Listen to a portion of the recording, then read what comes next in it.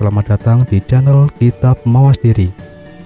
Dalam video kali ini, saya akan membawakan sebuah pembahasan yang berjudul Lintas Sejarah Belambangan.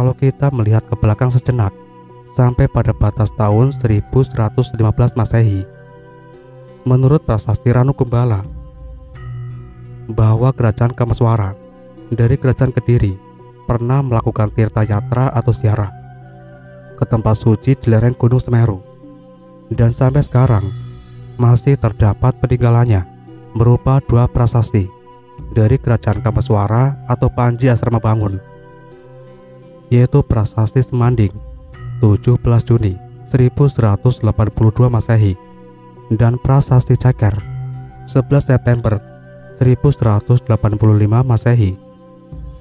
Masih ada beberapa prasasti lagi yang telah ditemukan. Namun yang perlu kita kaji adalah Prasasti Mula Malurung yang ditemukan di daerah Kediri pada tahun 1975. Isi prasasti itu menyebutkan antara lain bahwa Nararya Kirana, seorang putra Nararya Seminingrat, ditetapkan sebagai juru di Lamajang, dipasang sebagai pelindung dunia di negara Lamajang.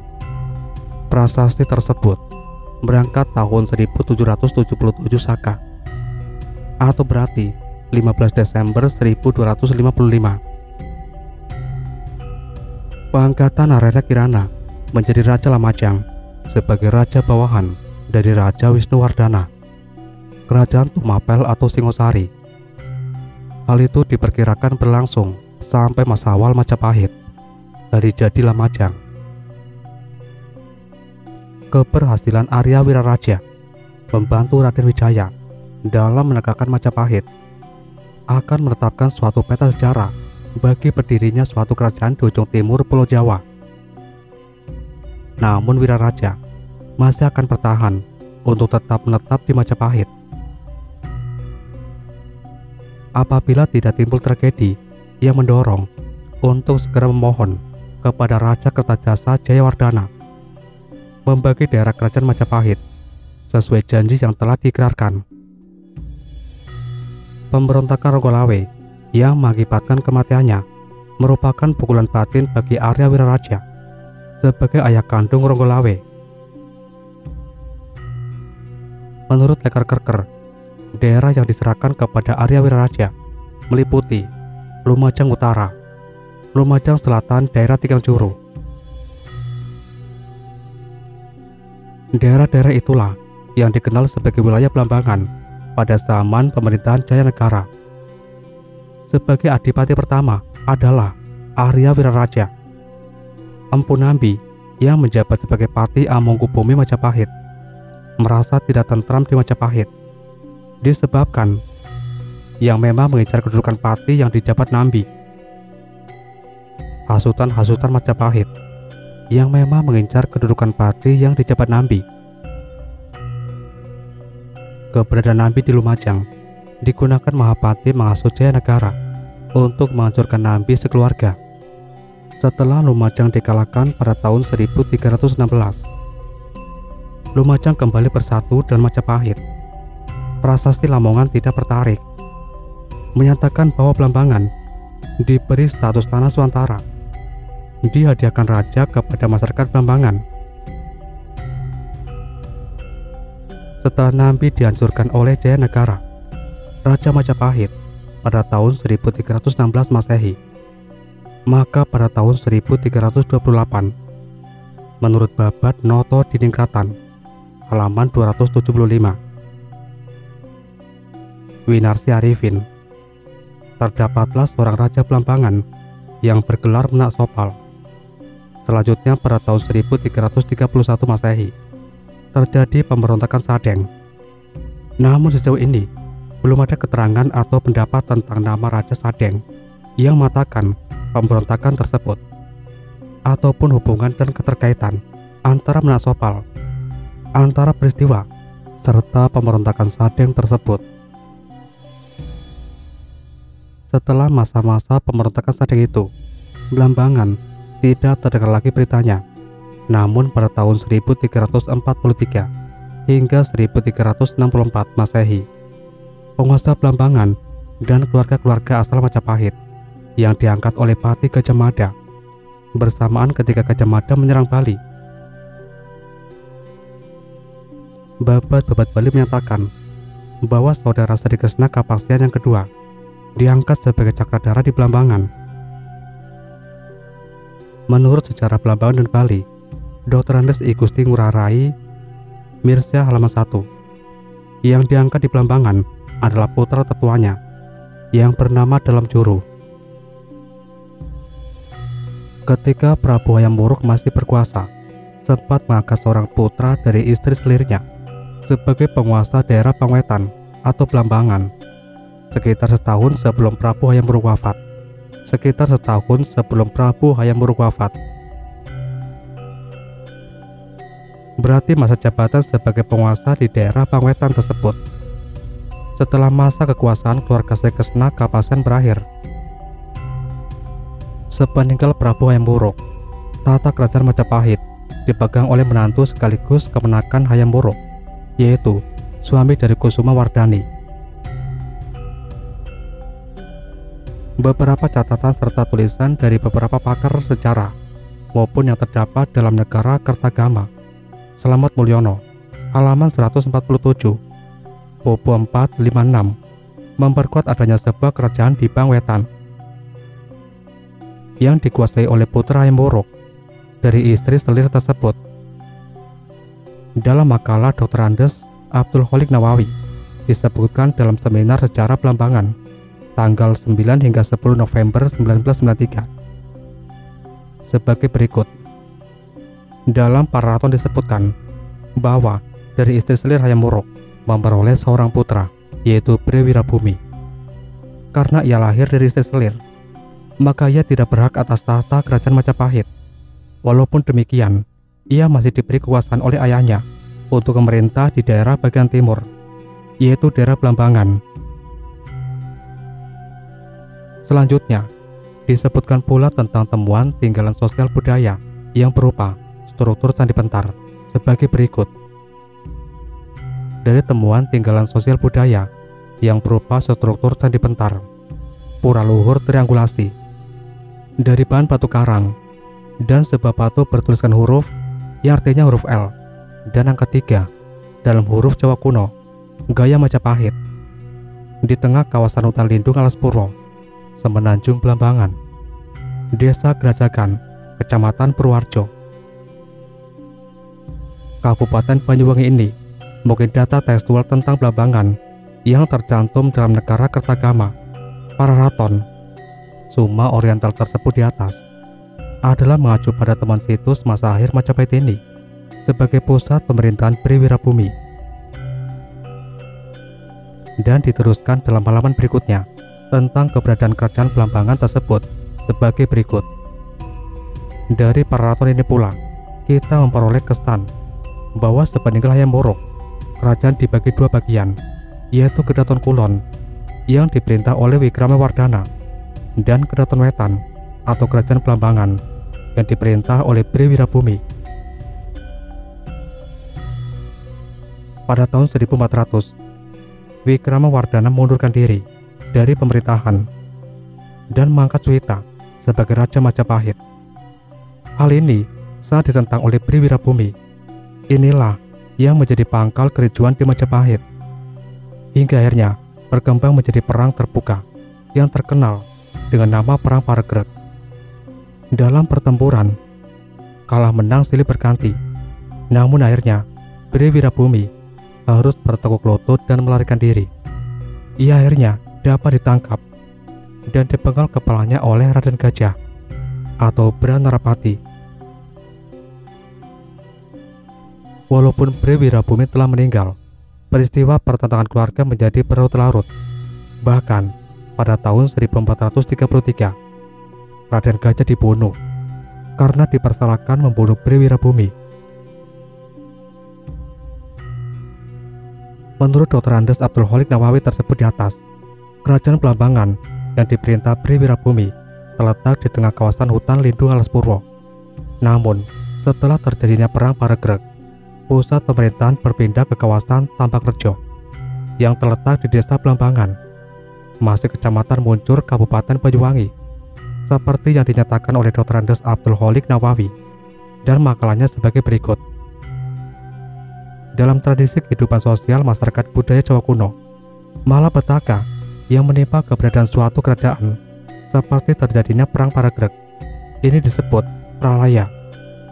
Karena adanya pralaya di Kedaton Wetan atau Kerajaan Blambangan yang berpusat di tengah kawasan hutan lindung Alas Purwo, Semenanjung Blambangan, Desa Gerajagan, Kecamatan Purwoharjo, Kabupaten Banyuwangi pada masa lampau, maka pusat pemerintahan tersebut harus ditinggalkan dan berpindah ke lokasi lain. Kemungkinan sepeninggal Bri Wirabumi, pusat pemerintahan Kedaton Wetan atau Kerajaan Blambangan berpindah ke kawasan situs Tambakrejo, Kecamatan Muncar, Kabupaten Banyuwangi, yaitu di sekitar tempat penemuan Umpak Songo. Setelah pusat pemerintahan Kerajaan Blambangan dipindahkan ke daerah Tambakrejo, maka pengganti Bri Wirabumi adalah Menak Dedeli Putih atau Menak Semboyu, salah satu putra Wirabumi yang terkenal sakti. Menurut Sejarah Nasional Indonesia II dari Marwati Junet atau Nugroho NS, pada halaman di antara nomor 456 dan 457, halaman silsilah, ternyata putra Wirabumi berjumlah 4 orang, dan salah satu seorang adalah laki-laki bernama Bri Pakembangan. Hingga dapat diperkirakan bahwa Dedeli Putih ini adalah Bri Pakembangan tersebut. Lekar Kerker menjelaskan dengan tegas bahwa Menak Dedeli Putih ini adalah putra Bri Wirabumi. Oleh Raja Majapahit diberi haknya kembali dari ayahnya. Selanjutnya Lekar Kerker menyebutkan bahwa Menak Dedeli Putih tewas dalam peperangan melawan Kerajaan Majapahit. Dasar nama bagi seorang raja atau orang yang berpengaruh dalam suatu kerajaan atau tempat adalah hal yang wajar. Hingga Menak Dedeli Putih sendiri mempunyai nama-nama lain, misalnya Menak Semboyu dan lain-lainnya. Sebagaimana kelanjutan tulisan tersebut, situs Macan Putih yang terletak di sekitar dusun Kombolirang, Desa Macan Putih, Kecamatan Kabat, Kabupaten Banyuwangi, secara etimologi mungkin berasal dari nama seorang raja Blambangan sesudah Bri Wirabumi meninggal dunia pada tahun 1328 Saka atau 1406 Masehi. Raja tersebut bernama Macan Putih. Ia dianggap sangat berperan. Nama Macan Putih tersebut dapat juga diidentifikasikan dengan nama Rabut Macan Petak dalam prasasti Pasru Jambe, Kecamatan Senduro, Kabupaten Lumajang. Tulisan Rabut Macan Petak pada prasasti singkat tersebut mungkin dibuat oleh seorang peziarah atau pelaku sidayatra dari daerah Macan Putih atau Banyuwangi yang ingin mendaki Gunung Semeru untuk maksud tertentu. Keberadaan Macan Putih sebagai Raja Blambangan yang pernah melakukan sidayatra mendaki Gunung Semeru pada tahun 1459 Masehi tersebut secara kronologis sezaman dan keberadaan berdirinya Keraton Blambangan II yang terletak di kawasan situs Tambakrejo, Kecamatan Muncar, Kabupaten Banyuwangi. Catatan pertanyaan penulis. 1. Benarkah Menak Dedeli Putih adalah Menak Semboyu? Yang kedua, benarkah Dedeli Putih adalah Bri Pakembangan? Dan yang ketiga, benarkah ada Raja Blambangan yang bernama Macan Putih? Dan yang keempat, tahun 1459 sezaman dengan berdirinya Keraton Blambangan II yang terletak di Tambakrejo Muncar. Menak Dedali Putih merajai Blambangan dengan dibantu oleh Patih Bajul Sengoro. Putri satu-satunya dari Menak Dedali Putih adalah Dewi Kasihan atau Dewi Sekardalu. Bahkan ada yang menyebutkan Sekardadu. Putri Sekardadu nantinya dipersunting oleh seorang penyiar agama Islam, yaitu Syekh Maulana Ishaq, karena ia dapat menyembuhkan penyakit putri tersebut.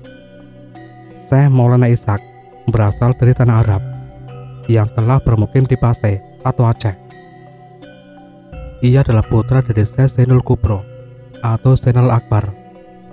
Secara vertikal, silsilah Syekh ini akan sampai ke Zainal Abidin, putra Sayyidina Husain, putra Fatimah, putri dari Nabi Muhammad SAW.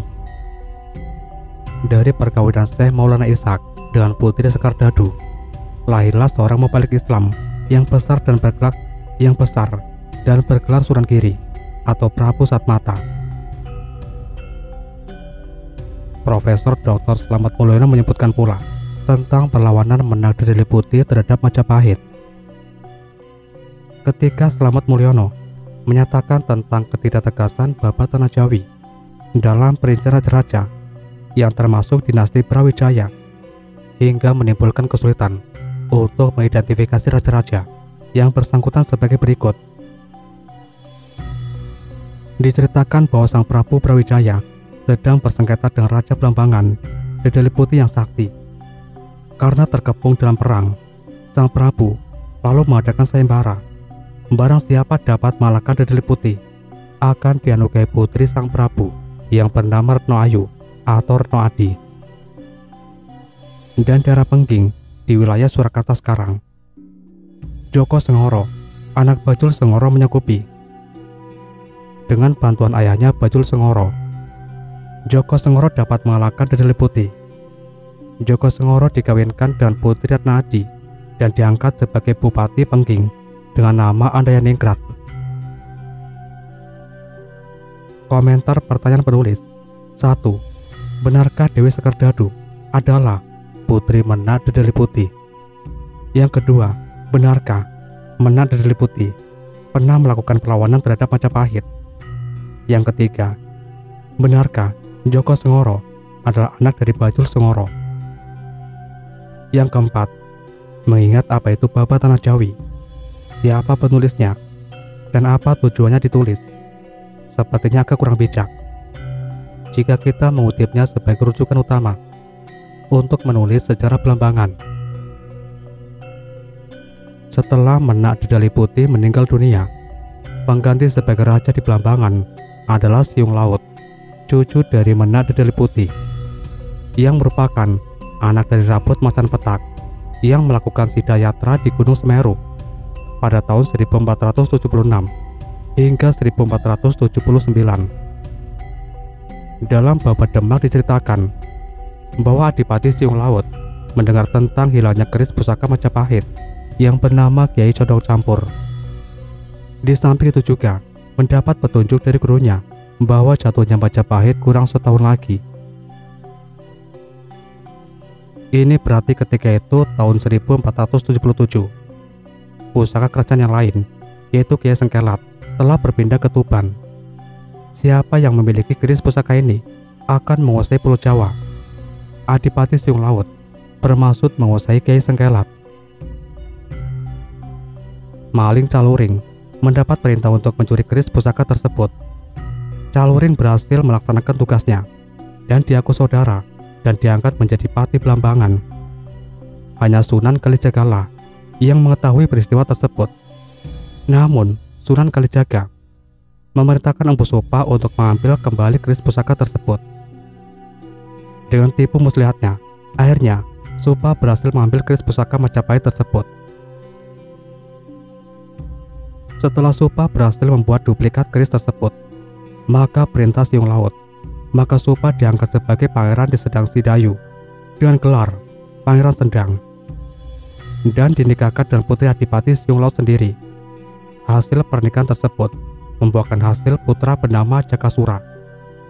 Setelah berhasil membuatkan Prabu Brawijaya sebuah keris yang dinamakan Kiai Mangkurat atas persetujuan Prabu Brawijaya, dengan Ratu Darawati. Jakasura dinikahkan dengan putrinya yang bernama Rara Sekar. Suatu peristiwa yang tidak dapat diabaikan begitu saja dalam sejarah ialah terjadinya peperangan antara Raden Pata dari Demak Bintara melawan Prabu Brawijaya dari Majapahit, yang akhirnya peperangan itu dimenangkan oleh Demak. Kejadian itu bertepatan dengan tahun 1478. Perlu dicatat juga, setelah Majapahit kosong, yang masih tertinggal di Majapahit hanya Permaisuri, Ratu Darawati saja. Semak Gedung Majapahit berdiri di belakang Demak. Kejadian segera berbalik. Adipati Pacatanda kini merupakan andalan kerajaan Demak. Negara-negara bagian timur yang tidak takluk kepada Demak semua diperanginya, termasuk Blambangan dan Bali. Sultan Bintara mengutus 2 orang adipati ke Blambangan. Namun kedua adipati tersebut tewas menghadap bala Blambangan karena dikeroyok oleh Adipati Kedung, Bandung, dan Pecakaran, serta Adipati Sidapaksa. Artadaya dan Tojiwa itu sebenarnya masih paman dan adik Adipati Siung Laut sendiri. Akhirnya Adipati Pecatanda yang mendapat tugas menaklukkan Blambangan. Dalam pertempuran antara Demak dan Blambangan, maka pihak Blambangan akan banyak menderita kekalahan. Suatu peristiwa tragis terjadi dalam Pura Blambangan, yaitu ketika Adipati Siung Laut dan patihnya Caluring saling salah menyalahkan, dan selanjutnya berkembang menjadi satu lawan, dan akhirnya kedua-duanya tewas bersama. Kejadian itu berkisar tahun 1479 Masehi. Setelah Siung Laut tewas bersama Patih Caluring, maka raja yang berkuasa di Blambangan adalah Sri Juru, salah seorang yang masih mempunyai kaitan keluarga dengan Dalem Waturenggong. Raja Gelgel melalui jalur Kresna Kapaksian. Raja ini memerintah sejaman dengan masa pemerintahan Brawijaya Girindrawardhana pada tahun 1478 hingga 1498. Sampai Brawijaya Prabudara, Sri Juru mempunyai seorang putri yang bernama Nimbas. Ketika Gelgel lepas dari Majapahit, Dalem Waturenggong ingin lebih mempererat hubungan kekeluargaan antara Gelgel dan Blambangan. Hal ini dimaksudkan untuk membendung masuknya Islam dari arah barat. Untuk mencapai maksudnya itu, Waturenggong menggunakan sistem dan politik perkawinan, namun mengalami kegagalan. Pinangan terhadap Nimbas ditolak mentah-mentah. Akibatnya Blambangan diserang Bali, mengirimkan tentara satu kerajaan sebanyak 1.600 orang dan menggunakan 25 kapal perahu di bawah pimpinan Kiai Ularan. Dalam peperangan tersebut, si Juru terbunuh dan Nimbas bunuh diri. Blambangan jatuh dan dikuasai oleh Bali. Dalam bukunya, Dr. H. J. de Graaf mengatakan, menurut sejarah Bali Selatan, raja itu atau Dalem Waturenggong telah memerangi Raja Blambangan menggunakan gelar Juru. Sang Juru tersebut gugur dalam perang tanding melawan seorang perwira pasukan Bali. Hal ini sebenarnya tidak diharapkan oleh Raja Gelgel karena ia dan sang Juru masih mempunyai hubungan keluarga. Keduanya adalah keturunan Raja Kapaksian dari Samprangan. Menurut Paman Cangah, putri Juru, Nimbas dapat lolos dari Waturenggong berkat bantuan salah seorang saudara lain ibu yang bernama Bima Cili. Mereka berdua melarikan diri ke Pasuruan yang sudah Islam. Setelah si Juru tewas, maka menurut Babat Semar, masih ada 4 raja lagi di kerajaan Blambangan sebelum diperintah oleh Raja Santaguna. Bunyi ringkasan Babat Semar itu sebagai berikut. Sesudah jatuhnya Majalengka, Lembu Miruda, anak Brawijaya mengungsi ke timur, dan akhirnya dia tiba di rimba Blambangan. Ia mendirikan pertapaan di Watu Putih dan bersemedi. Ia minta kepada Tuhan supaya keinginannya dapat dikabulkan, yaitu mendapat anak laki-laki yang keturunannya bakal menjadi raja-raja di Jawa ujung timur. Sesudah bertapa selama 7 malam, permintaannya diluluskan. Anak kedua, seorang laki-laki yang bernama Mas Sembar, yang memerintah di Blambangan, dan seorang perempuan bernama Mas Ayu Singosari. Mas Sembar 3 anaknya, Gede Punir Cindiamoh, Bima Nabrang Wijaya, dan Bima Koncar. Tetapi yang menggantikan ayahnya sebagai Raja Blambangan adalah si bungsu. Konon negerinya termasyhur seantero dunia. Dari ketiga anaknya Bima Koncar yang sulung, Menak Rentor menggantikannya di Blambangan. Menak Gadru memerintah di Prasada, dan Bebasan dan Menak Jojo di Candibang. Selanjutnya, anak Menak Pangseng bernama Menak Pati memerintah juga di Blambangan.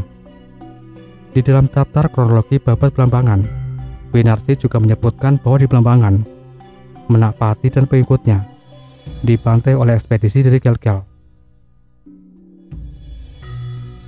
Raja Candibang atau Cucu atau Jingga atau Santaguna mengambil alih Blambangan. Ketika dalam waktu Renggo menguasai Blambangan, maka pada tahun 1565 Blambangan dirajai oleh Santaguna di bawah pengaruh Gel-Gel. Dan ketika Gel-Gel menjadi lemah di bawah Raja Pekung, Santaguna menyatakan bebas dari Gel-Gel.